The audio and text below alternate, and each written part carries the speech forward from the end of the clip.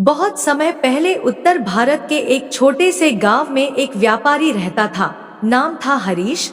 स्वभाव से सरल, हृदय से भला, पर किस्मत जैसे उससे रूठी हुई थी। उसका जीवन कर्ज, बीमारियों और निराशा से भरा हुआ था।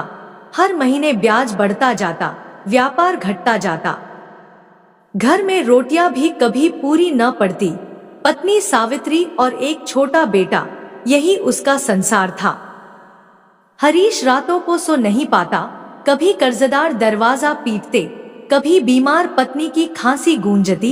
वह मंदिर के कोने में बैठकर रोता और कहता, हे माँ लक्ष्मी, क्या मुझसे कोई अपराध हुआ है? क्या मैं इतना अभागा हूँ कि मेरे घर में उजाला कभी नहीं आएगा? सावित्री उसके आंसू देखती, मगर कुछ कह नहीं पाती।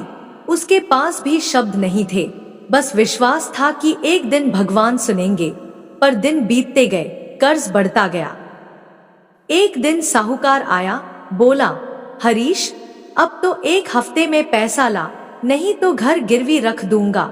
हरीश ने हाथ जोड़े, थोड़ा समय और दे दो, मैं सब चुका दूंगा। पर साहूकार हंस पड़ा, तेरे जैसे लोग कभी नहीं उठ पाते। तेरे घर की दीवारें भी तेरी गरीबी की गवाही देती हैं।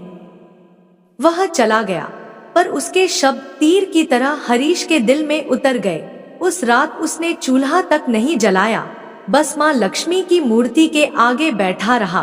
दीपक बुझ गया, मगर उसकी आंखों में आंसू जलते रहे। धीरे से बोला, माँ, अब सब तेरे हवाले है, मैं थक गया हूँ। रात का तीसरा पहर था। अचानक कमरे में हल्की सी रोशनी फैली। हरीश ने सोचा शायद दीपक जल गया हो, पर जब उसने आंखें खोली तो सामने एक दिव्य आभा थी। सुनहरी किरणों से सारा घर चमक उठा। सामने माँ लक्ष्मी थी, करुणा और तेज से भरी हुई, कमल के आसन पर विराजमान। हाथों में सुनहरी आभा और नेत्रों में ममता की गहराई। हरीश उनके चरणों में गिर पड़ा, गला रूंध गया। माँ ने मुस्कुराकर कहा, वत्स, तेरी पुकार मैंने सुन ली है। जब कोई सच्चे मन से पुकारता है, मैं देर करती हूँ, पर आती जरूर हूँ। तू कल प्रातः सूर्योदय से पहले तुलसी के नीचे दिया जलाना। मेरे नाम का यह मंत्र 108 बार जपना, श्री हरि क्ली महालक्ष्मी नमः। फिर मुझे अपने मन की बात कहना, मैं तेरी डोर थाम लूंगी। हरीश कांपते हुए बोला, माँ, क्या सच में आप मेरी सहायता करेंगी? माँ ने मुस्कुराकर कहा, विश्वास रख वत्स, विश्वास ही सबसे बड़ा धन है। इतना कहकर वे अदृश्य हो गई, पर कमल की सुगंध पूरे घर में फैल गई। सुबह सूरज उगा नहीं था। हरीश ने मिट्टी का एक छोटा दिया लिया, उसमें तेल डाला और तुलसी के पास रख दिया। हवा चल रही थी, पर उसने अपनी हथेलियों से लौ को बचाया। फिर उसी मंत्र का जाप शुरू किया, श्री हरि क्ली महालक्ष्मी नमः। उसकी पत्नी सावित्री धीरे धीरे पास आई और बोली, आज कुछ अलग लग रहा है, जैसे घर में कोई उजाला उतर आया हो। हरीश ने कहा, माँ आई थी, उन्होंने कहा था आज दीप जलाऊं और उनका नाम लूं। सावित्री ने भी हाथ जोड़ दिए।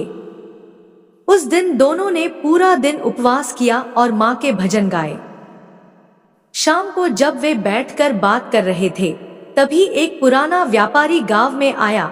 उसने कहा, हरीश भाई, तुम्हारे पुराने सामान की मुझे फिर से जरूरत है। मैं पिछली बार का बकाया भी चुका दूंगा।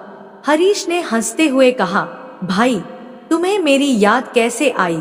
व्यापारी बोला, पता नहीं, आज सुबह अचानक मन में विचार आया कि तेरे पास जाऊं। हरीश ने भीतर ही भीतर माँ को धन्यवाद दिया। उस रात पहली बार उसके घर में खुशियों की हल्की सी किरण उतरी। अगले दिन उसका बेटा बुखार से उठा तो बिल्कुल ठीक था। सावित्री बोली, ये तो किसी चमत्कार से ठीक हुआ है। हरीश मुस्कुराया, माँ की कृपा से। धीरे धीरे उसका व्यापार फिर से चल पड़ा।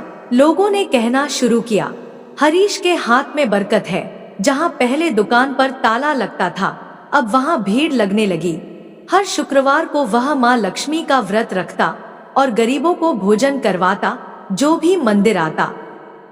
हरीश उसके पैर छूकर कहता, माँ सबका भला करे। सावित्री अक्सर कहती, देखो माँ ने हमें कर्ज से तो बचा लिया, अब अगर मेरे रोग भी मिट जाए तो जीवन सफल हो जाए। हरीश कहता, माँ दयालु है, वे सब ठीक करेंगी। एक शुक्रवार की संध्या थी। हरीश ने आरती की तैयारी की, घर में दीपक जलाए। सावित्री तुलसी में जल चढ़ाने गई। अचानक उसे लगा जैसे किसी ने उसकी पीठ पर हल्का सा हाथ रखा हो। एक शीतल हवा चली और उसकी सांस जो बरसों से भारी थी वह सहज हो गई। वह जोर से बोली, हरीश, मेरी सांस सामान्य हो गई। हरीश दौड़कर आया, देखा उसका चेहरा चमक रहा था जैसे किसी ने उसमें नई जान फूंक दी हो। दोनों रो पड़े। वे दोनों हाथ जोड़कर बोले, माँ तेरा आभार। उस दिन के बाद सावित्री का अस्थमा कभी वापस नहीं आया। अब उनका घर रोशनी से भर गया था। हर शुक्रवार को वहां भजन होते, लोग प्रसाद लेते। हरीश गरीबों की सहायता करने लगा। जो पहले साहूकार उसे ताने मारते थे, अब हाथ जोड़कर कहते, हरीश भाई, आपकी तो किस्मत पलट गई। हरीश हंसता और कहता, नहीं भाई, किस्मत नहीं, माँ लक्ष्मी ने अपना आंचल फैला दिया। महीनों बीत गए, कर्ज का नामोनिशान मिट गया, रोग मिटे, दुख मिटे और सबसे बड़ा बदलाव हरीश के भीतर आया। अब वह धन से नहीं, सेवा से सुख पाता था। कभी कोई जरूरतमंद आता तो कहता, यह लो, माँ के नाम से सहायता कर रहा हूं। एक रात जब आरती समाप्त हुई, फिर वही दिव्य प्रकाश फैला। हरीश और सावित्री दोनों ने देखा, माँ लक्ष्मी कमल के आसन पर विराजमान थी। उनके चारों ओर सुनहरी आभा थी। वातावरण में कमल की सुगंध फैल गई। माँ बोली, वत्स, तूने सच्चे मन से मेरी आराधना की। अब तू केवल अपना नहीं, दूसरों का जीवन भी रोशन कर। जो भी तेरे पास आए उसे यह दीप दे देना, कहना, इसे हर शुक्रवार तुलसी के नीचे जलाओ और मेरे नाम का मंत्र जपो। हरीश ने चरणों में सिर रख दिया। माँ, यह मेरा सौभाग्य होगा। माँ ने आशीर्वाद दिया, तू सदैव सुखी रहे, तेरा घर सदा समृद्ध रहे। इतना कहकर वे अदृश्य हो गईं। उस दिन के बाद हरीश के घर आने वाला